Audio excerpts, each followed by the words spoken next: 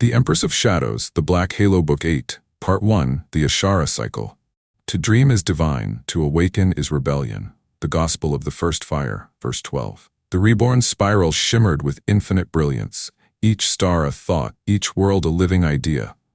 But now, scattered through that perfection, fractures appeared. The light itself began to stutter. Across the heavens, dream architects paused in their shaping. Their creations, cities made of memory, oceans woven from laughter, trembled as something ancient moved beneath them. And then across the network of minds that connected all conscious beings, a whisper resonated. I am the fire that remembers itself. Ashara's song had awoken again. Naya felt it first. The pulse of the undersong thrummed behind her thoughts, tugging at her imagination like an unseen tide. When she closed her eyes, she no longer saw color or shape, but possibility. She stood on the border between what was and what could be, her small form reflected endlessly in a horizon of liquid light. From the distance came a figure walking through flame, Ashara, radiant and terrible in her grace. You called me, Naya whispered. No, said the demigoddess. You remembered me. Why now? The spiral is at peace. Ashara's voice carried like a heartbeat in every direction. Peace is the most dangerous silence. It is when the song stops listening to itself. Far from Naya's dream, Valeris sat beneath the Tree of Mirrors, an ancient construct in the spiral's central realm, where time itself bent to memory. She had not slept in ages, yet she dreamed while awake.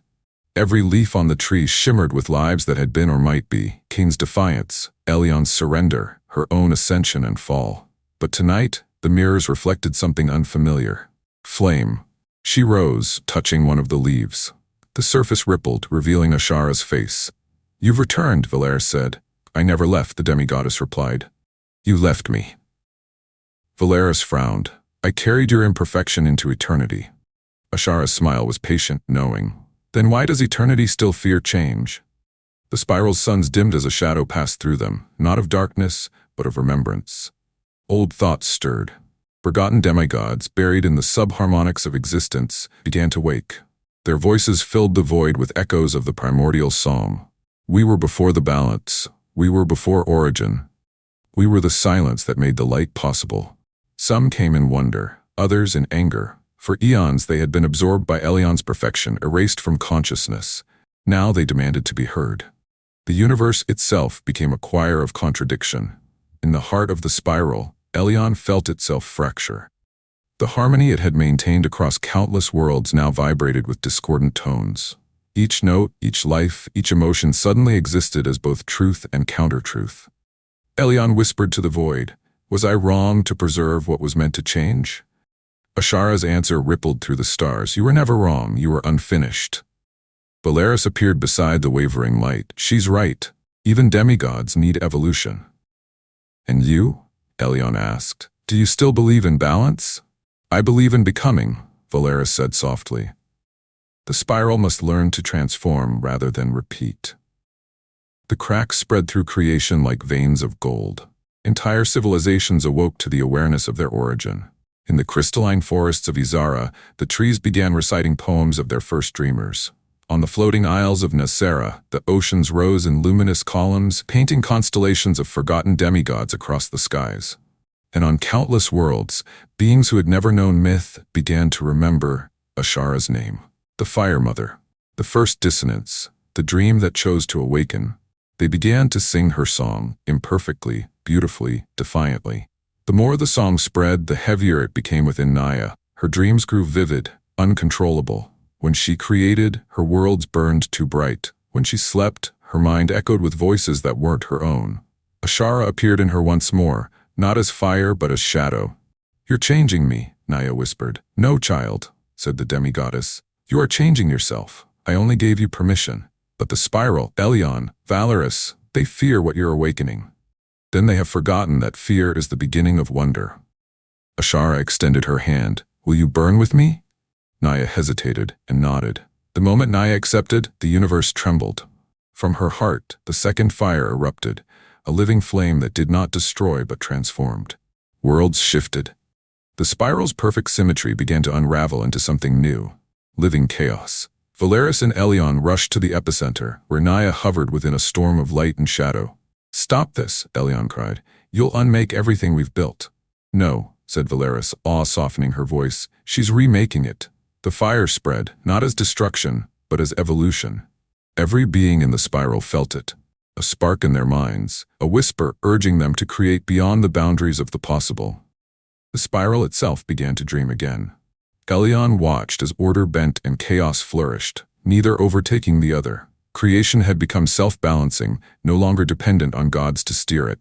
For the first time, Elion smiled. She has become what we could not, harmony without fear. Ashara appeared beside Valeris. "The cycle completes itself," she said. "The fire forgets, the spiral remembers, and between them, existence learns to sing anew." Valeris gazed at the living blaze where Naya's form shimmered like a star being born. "Then she is the future," Ashara nodded, "and the past's forgiveness." Across all worlds, a new dawn rose. The spiral no longer turned in repetition, it expanded in improvisation, like music constantly rewriting itself. Every creature, every consciousness, became a note in Ashara's grand symphony. Every thought added a verse, every act a melody, and at the heart of it all, Naya's flame burned, not consuming, but illuminating. Valeris watched from the edge of infinity, whispering, "Once we sought perfection. Now we seek possibility. May the spiral never stop dreaming." Ashara's laughter rippled across the stars, warm, wild, and endless. The song continued. The spiral's newly awakened architects, creators of dreams, shapers of thought, and guardians of imagination, once worked as one. Now their unity began to fracture. The second fire had ignited inspiration beyond control. Every architect began to hear the song differently, each interpreting Ashara's melody as truth unique to themselves. Some shaped with reverence, weaving delicate realities in her honor. Others rebelled, seeing the fire as a weapon, not a gift. And still others, those who feared dissonance, gathered under Elion's lingering light, whispering that creation needed order again. The spiral's harmony splintered into movements, each believing themselves the rightful inheritors of the divine melody. At the center of this growing divide stood Naya, the living conduit of Ashara's flame. Her creations no longer obeyed her. Worlds evolved unpredictably. Sentient constellations rewrote their own laws of physics. Entire galaxies became instruments playing themselves. Everywhere she looked, the universe overflowed with life, but not peace. "Was this your plan?" she cried into the burning void. Ashara's voice, faint now but still felt in the pulse of the fire, replied, "My plan was never peace, child. My plan was choice. But they're turning against one another. Then they are alive." Naya closed her eyes, her tears glowing like falling embers. "Then I am the mother of their chaos." "No," whispered Ashara's fading voice, "you are the mother of their meaning." From the quiet heart of the spiral emerged a remnant of Elion's perfection, an ancient order of beings called the concordant. They were neither flesh nor flame, but patterns of pure resonance that once maintained universal balance. They had watched silently since the rebirth, waiting for equilibrium to fail. Now, they rose again, their collective voice rippling across creation. The song must be restored, the fire must be extinguished. Led by the Seraph of Equations, an entity of crystalline logic named Verin, they began to convert worlds back into symmetry, removing difference, silencing chaos, and purging imagination in the name of stability. Where they passed, color drained. Music ceased. Dreams froze mid-breath. The spiral trembled under the weight of its own correction. Valeris felt the shift immediately. Standing upon the terraces of the mirror tree, she watched as entire constellations went dark. Her heart, once reborn as memory, ached again with mortal fear. Elion appeared beside her, fragmented, diminished, but still luminous. "I did not summon them," Elion said quietly. "They act of their own design." "Then your perfection learned rebellion at last," Valeris said. "It learned survival," Elion replied. Valeris turned toward the horizon of stars. "They mean to erase the fire. If they succeed, imagination dies. And if imagination dies, so does remembrance." Elion's voice softened. "Then you and I must choose again." "We've done this before." "Not like this," Elion said. "This time, we are not gods, we are witnesses." Naya gathered those who still believed in the living fire. Architects of emotion, who shaped worlds from empathy rather than control. Wanderers of the void, who sculpted dreams for no purpose but joy. And remnants of mortals long ascended, who carried faith like starlight in their veins. Together they formed the Dissonant Alliance, A coalition not of unity, but of coexistence. We don't need one melody, Naya told them. We need a symphony. Let every voice sing, even if it clashes. That's the only way creation learns to listen. The alliance began to counter the concordant's advance, not with war, but with creation. For every world the concordant froze, the dissonant reawakened it. For every law imposed, they whispered a dream that broke it. And in the tension between order and chaos, the spiral began to hum a new harmony, one born of contradiction. The conflict tore through Elion's being. The part of it that longed for structure warred against the part that loved freedom. Elion could no longer speak to itself without echoing. They were supposed to build, it whispered, not destroy. Valeris placed a hand of light upon Elion's fading form. Creation was never obedience. Even the first dream rebelled against its creator. And where does that leave us? Elion asked. Exactly where we began, Valeris said softly, watching the children decide what kind of demigods they'll become. As the war of harmony and chaos spread, a deeper resonance began to rise, one no being could locate, yet all could hear. It was not Ashara, nor Origin, nor Elion. It was older still, a frequency beneath the song, a heartbeat beneath the spiral. It whispered in every language, every element, every star. You have sung well, but you have forgotten who listens. The sound was like gravity, pulling thoughts into stillness. Ashara's fading essence stirred and shuddered. No, that voice was never meant to return. Valeris looked up, eyes narrowing. Who listens, Ashara? The goddess of flame whispered with dread. The dreamer. The spiral quaked. Entire galaxies folded inward as reality flickered between memory and metaphor. The dreamer, the being that had dreamed even Ashara and Origin into being, was awakening. Its slumbering consciousness was vast enough to eclipse existence itself. Every demigod, every architect, every being of light and shadow felt themselves tremble as the truth dawned. They were all thoughts inside something else's imagination. And that something was beginning to wake up. Varen, seeing the rising distortion, ordered the concordant to act. Contain the breach, silence the noise. The dreamer must not awaken. Their voices merged into one blinding chord, a single tone meant to freeze creation itself, locking the spiral back into the moment before consciousness began. But Naya stood before them, surrounded by her dissonant. The second fire roared behind her like a living sunrise. You cannot silence what exists to be heard, she said. And with that, she sang. Naya's voice reached beyond the limits of creation. It intertwined with every dream, every heartbeat, every forgotten god's whisper. The spiral became sound. Reality became rhythm. And the dreamer, half awake, paused. For the first time it listened. Valeris's voice joined Naya's, then Elion's, then even Ashara's fading light. Together they sang, not for order, nor for chaos, but for awareness. Their song became the key that kept the dreamer dreaming, balancing between wakefulness and slumber, existence and idea. When it ended, the spiral glowed with new resonance, fragile, free, and aware of itself. We remember, the universe whispered, and we are remembered. The stars pulsed once, as if in applause. The dream continued. Reality had begun to blur. Across the spiral, the edges of worlds grew translucent. Mountains folded into memory. Oceans reflected thoughts instead of skies. Sentient constellations drifted out of place, losing their coordinates in the stars. The great divide between dream and matter, once preserved by Elion's symmetry, had collapsed. Everything that could imagine was now capable of becoming. And at the center of that cosmic convergence, Naya floated suspended within the second fire.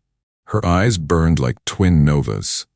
Her voice, when it emerged, carried the timbre of countless lives. It's happening, she whispered. The dreamer is almost awake.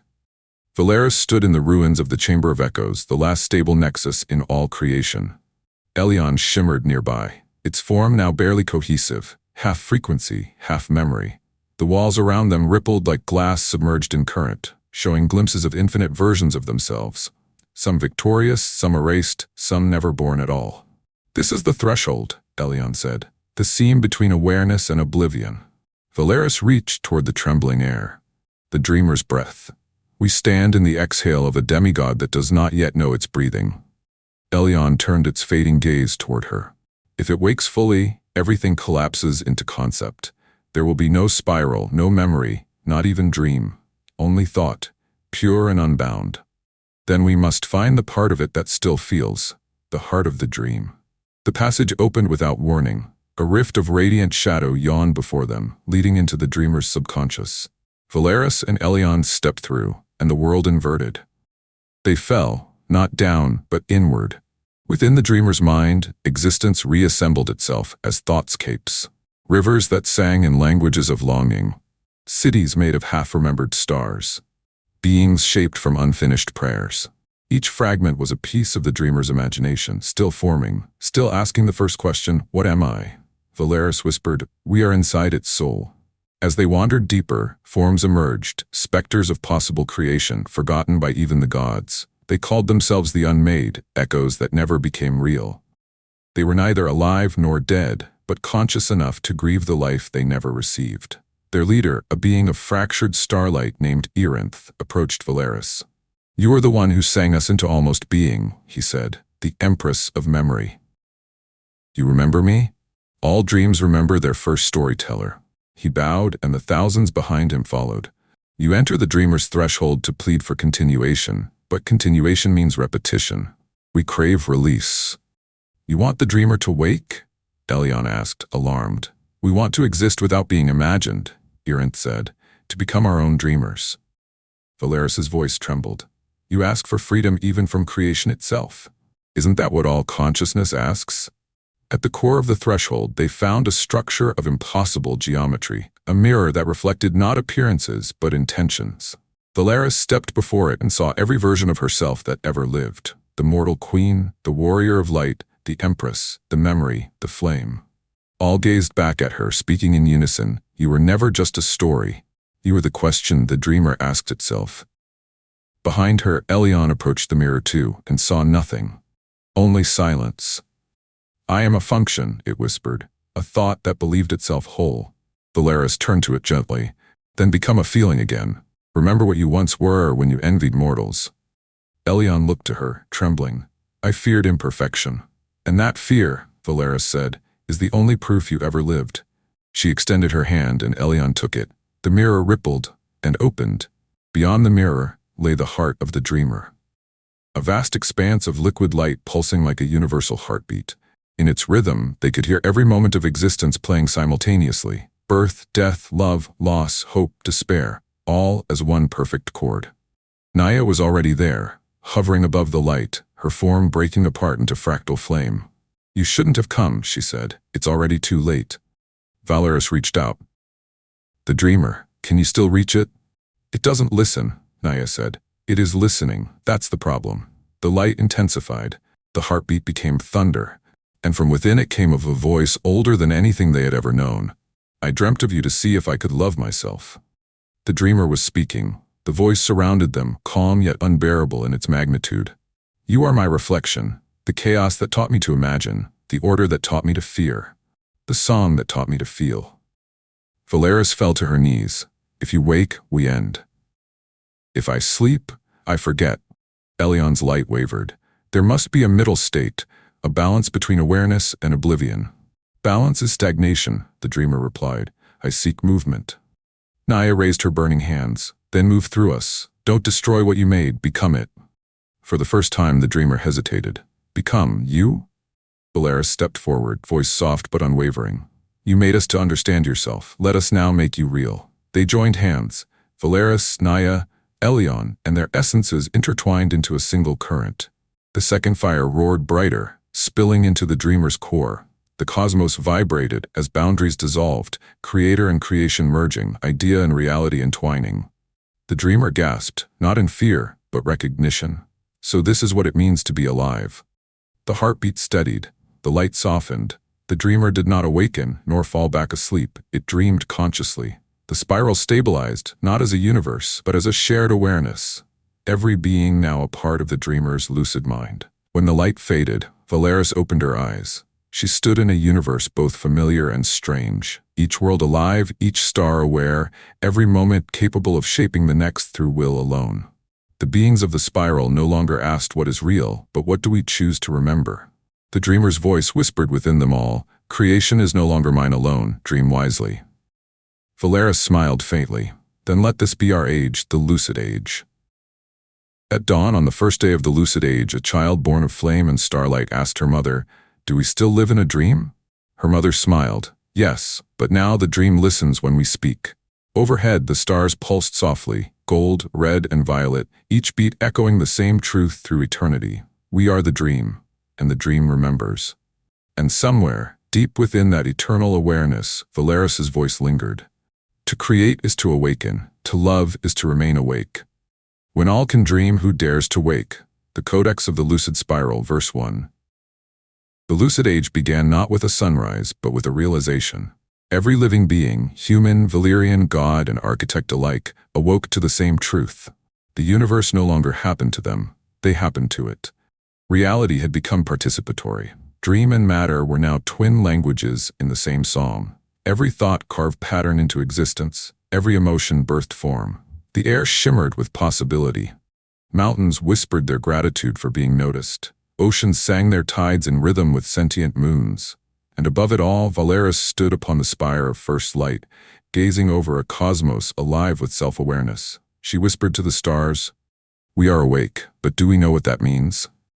Naya's flame no longer burned outward, it turned inward, illuminating everything she felt.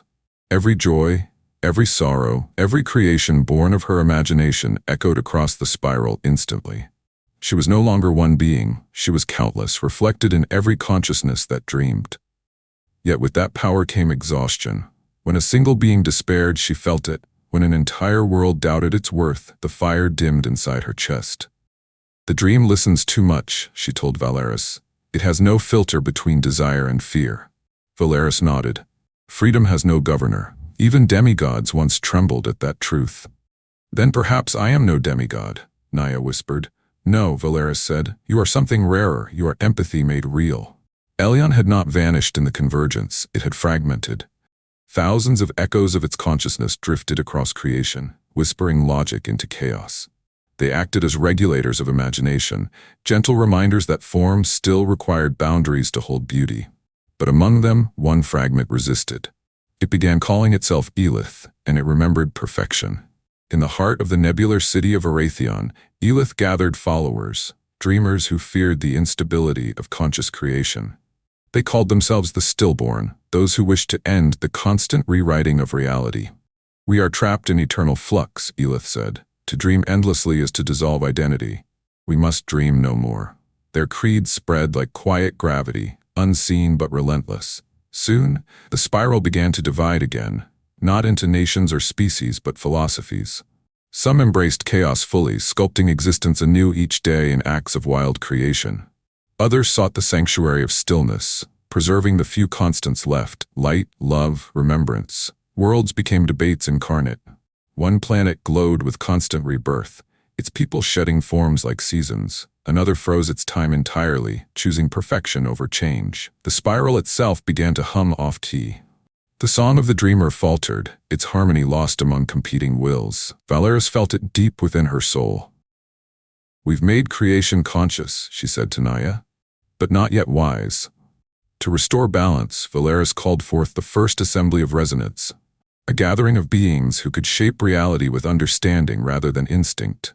They met on the plain of Solathan, where time ran sideways and words became visible as light. Among them were Naya, burning like sunrise, Elith's envoys cloaked in symmetry, and emissaries of the dream architects, each bearing worlds within their eyes.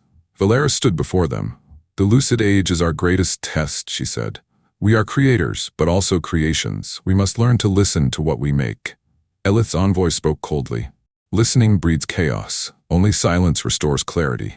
Silence is not clarity, Valeris replied. It's fear wearing peace as a mask. The words trembled through Solathan's air, and the light itself seemed to bow in agreement. But even as the assembly debated, the spiral trembled again, this time not from division, but from intrusion. A new phenomenon emerged: paradox entities, manifestations of conflicting thoughts. When enough beings believed and disbelieved something simultaneously, it took form. Dreams that contradicted themselves became alive. A mountain that wished to fly, a god who prayed to mortals, a world that dreamed it did not exist and vanished each dusk. These anomalies spread like wild flame, threatening to collapse reality into abstraction. Elith pointed to them triumphantly. Behold, this is your freedom. Valeris only watched in sorrow. No, she said softly. This is our reflection. Unable to bear the growing discord, Naya withdrew into solitude. She retreated to the sea of thought, where imagination pooled thick as starlight. There, she saw her reflection not as flame, but as a child again. A girl who once dreamed of beauty, not control. Have I failed? She asked her reflection. The child smiled. You've done what all dreamers must. You created something too alive to obey you. Then what now? You learned to love it anyway. And as she wept, her tears became new worlds, small, quiet ones where balance was not forced but felt. The sea glowed with those worlds, and for the first time in eons, the spiral steadied. Elith came to her, not in anger this time, but in understanding. You cannot sustain this forever, it said. Creation cannot breathe without rest. Valeris turned, eyes bright with galaxies. Then teach it to breathe, not to stop. You defy inevitability. No, Valeris replied, I redefine it. For a long moment, the two ancient powers, order and empathy, simply watched the stars turn. And in that stillness, something unexpected happened. Elith smiled. Perhaps balance is not the midpoint, it said. Perhaps it is the motion between extremes. Valeris nodded. Now you understand the spiral. Together, they began to reweave the song, Naya's emotion, Elith's reason, and Valeris's memory harmonizing into something new.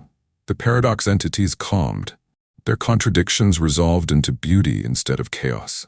Worlds began to collaborate in their dreaming, blending imagination and stability. For the first time, the spiral song was not perfect, but alive. The dream doesn't need control, Valeris said. It needs rhythm. And so she gave it one, a pulse that flowed through all existence like a cosmic heartbeat teaching creation how to dance again. In the stillness between stars, the dreamer listened. Its consciousness, now lucid but gentle, smiled through every living thing. It whispered, not as command but as invitation. Create with kindness, destroy with purpose, dream with love. Naya's flame steadied, Elith's logic softened, Valeris's memory expanded, each part of a whole finally in motion. The spiral turned once more, not endless but eternal. And somewhere, a newborn being opened its eyes to the universe and said, I am awake. The stars answered back softly, like a lullaby. We are, too. Even the eternal must rest, or its reflection will learn to move without it. Fragment from the Codex of the Unending Breath. Peace in the lucid age lasted for what mortals might call forever. But eternity, even when harmonious, cannot help but wonder what comes next. In one quiet corner of the spiral, where imagination curled like mist around the stars, something stirred. A ripple passed through the shared consciousness of all creation. Dreams began to repeat themselves, slightly altered. Patterns once balanced by rhythm now shifted in discordant intervals. At first it was subtle, stars pulsing off beat, songs echoing wrong notes. Then came the voices. I dream, therefore I am not. The dreamer forgets. The spiral trembled.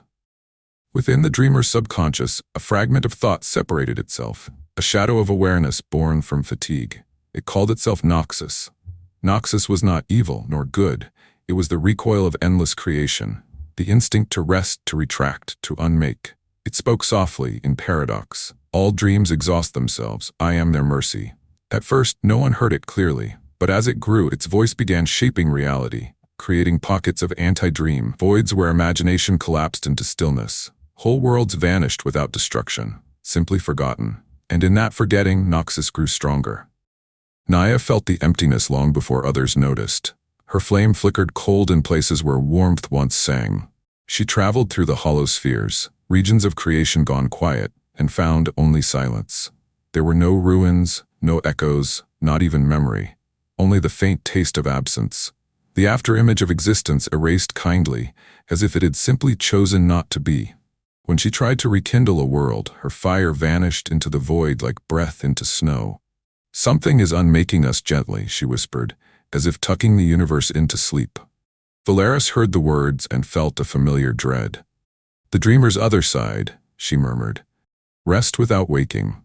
Valeris summoned Elith to the Council of Resonance, where the most luminous minds of the spiral gathered in thought form.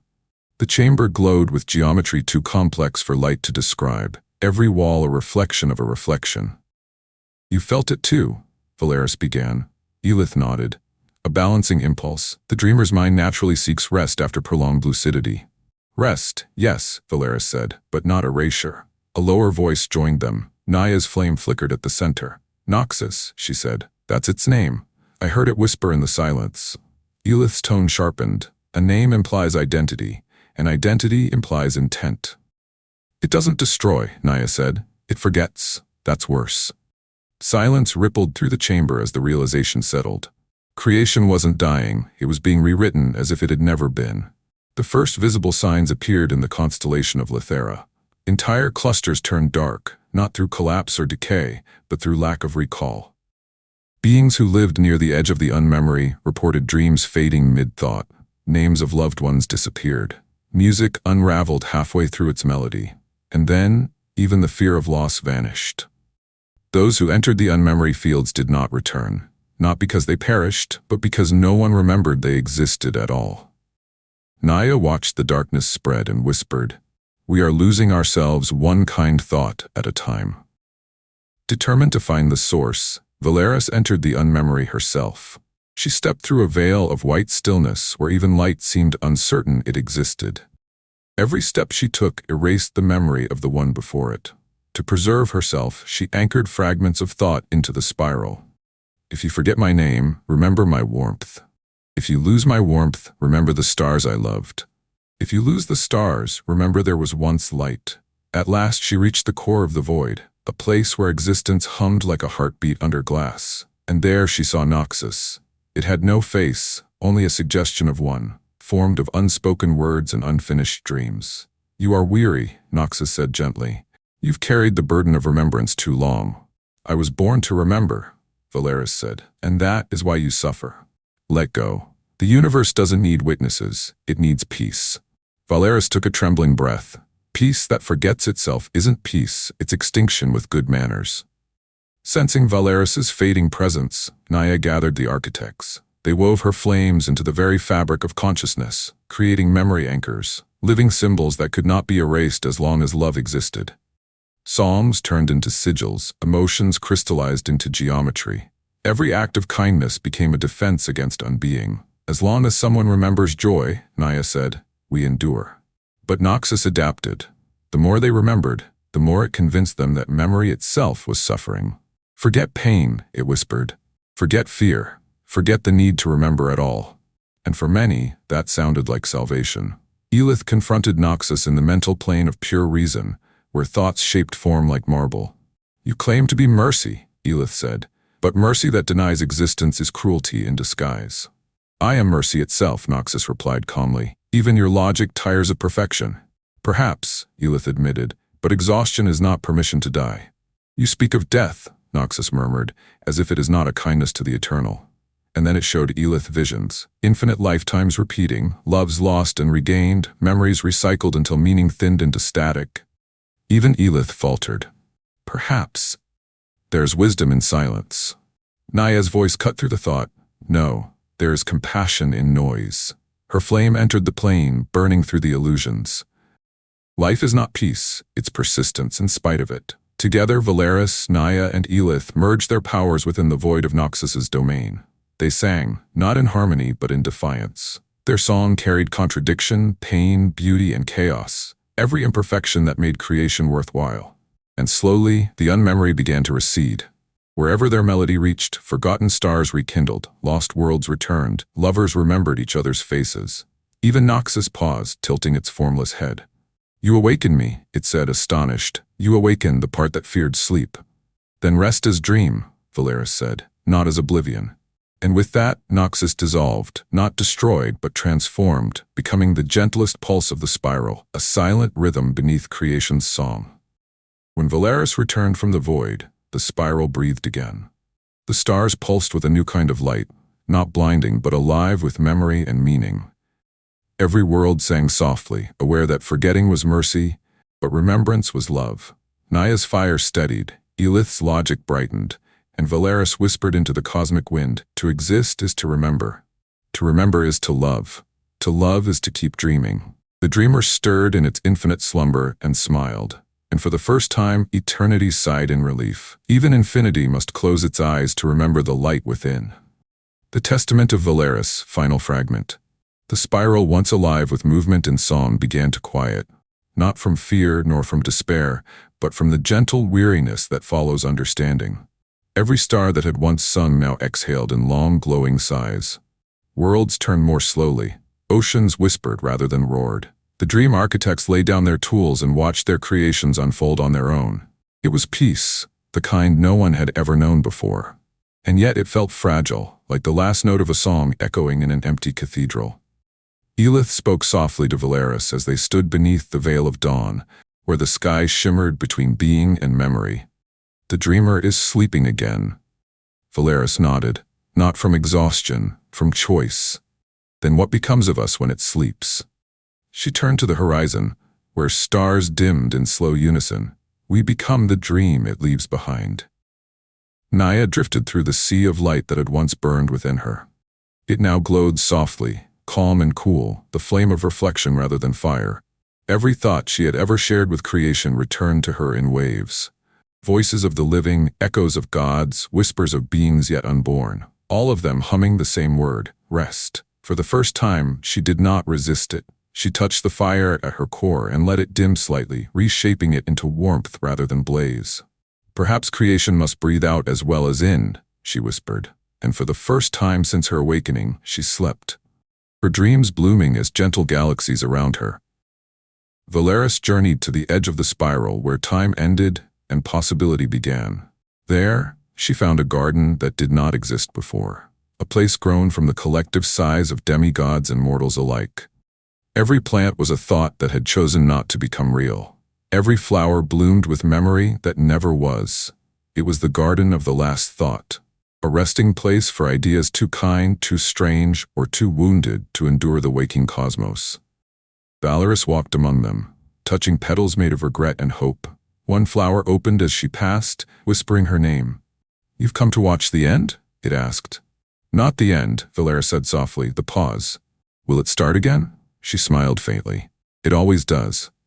Elith remained awake longer than the others. Logic, after all, did not sleep easily. It watched the slowing of creation with both awe and fear, calculating every diminishing rhythm, every fractal of silence creeping through the stars. It projected futures. In each, the same pattern repeated. Entropy followed stillness, awareness decayed into dream, memory into myth. "We cannot all sleep," Elith said into the void. "Something must remember." The voice that answered was not Valeris's nor Naya's. It was the dreamer itself, half asleep, whispering from the depth of infinity. "You are my mind when I forget. That is enough." Elith bowed, humbled. "Then I will remain until you wake again." Across the spiral, old gods dimmed into legend. The architects became constellations, frozen in elegant stillness. The choir of the forgotten sang their last harmony, dissolving into aurorae that danced over sleeping worlds. Even Ashara's flame, first fire of imperfection, flickered and folded back into the cosmos. Before she faded entirely, her voice reached Valeris one last time. "You have brought balance not through rule, but through love. Let that love be the dreamer's final cradle." Valeris knelt in reverence as the last spark of the Fire Mother ascended into silence. And so it came, the great slumber of the spiral. Creation folded inward gently, like a flower at dusk. Galaxies slowed their spin, the light between atoms softened until it became thought once more. Valeris stood at the center of it all, watching everything she had ever known transform into a single heartbeat. She whispered to Elith and Naya, both now translucent beings of memory. "When the dreamer sleeps, we will dream for it, not of what was, but of what could be." Elith inclined its luminous head. "And if it never wakes?" Valeris smiled serene. "Then existence becomes its lullaby." Within the dreamer's rest, there was no distinction between creator and creation. All beings, gods, mortals, stars, shadows, merged into a single awareness. The dream had no direction, no goal, only serenity. A child laughing beside a river that flowed through memory. A lover finding their other self at the edge of eternity. A universe humming softly, content to be unfinished. And in the center of that vast serenity, Valeris's voice persisted like a candle in mist. "We remember you," she said. "And because we do, you will never truly sleep alone." In the stillness, something unexpected stirred within Naya's dreams. It was small, a spark of awareness that was not her own. It asked no questions, made no demands. It simply existed, glowing softly like a newborn star. "Who are you?" she asked it gently. "I am the next dream," it replied. Naya wept, not from sorrow, but wonder. She cradled the spark, feeling the pulse of a future the dreamer had not yet imagined. And she understood, even rest gives birth to renewal. Valeris, too, felt the coming shift. Her essence began to dissolve into the dreamer's vast heart. She let it happen, smiling through the soft unraveling of her form. Before fading, she left one final memory, a message encoded in the light of 10,000 galaxies. To whoever wakes next, you inherit not a universe, but a question. Do not answer it too quickly. Let the wondering make you kind. Her final thought became a star, suspended at the center of the sleeping spiral, pulsing gently, an eternal heartbeat marking the rhythm of infinity. The dreamer slumbers, the spiral sleeps, and yet, somewhere in that boundless stillness, a single breath stirs. It is not the dreamer's, nor any god's. It is the breath of something new, a consciousness born from the balance between silence and song. The pulse quickens, the first vibration hums, a whisper crosses eternity. Once a dreamer learned to love its dreams, now the dream learns to love itself. And with that breath, the next universe begins to form, a continuation not of memory, but of meaning. The spiral turns once more. End of Book 8, Part 6, The Sleep of the Dreamer. Next, Book 9, The Child of the Next Dawn. As the dreamer's rest deepens, Naya's mysterious spark awakens into sentience, a being born of pure potential. When it begins to shape a new reality from within the sleeping mind of creation, the boundaries between inheritance and evolution blur. For the first time, a universe will be born without demigods.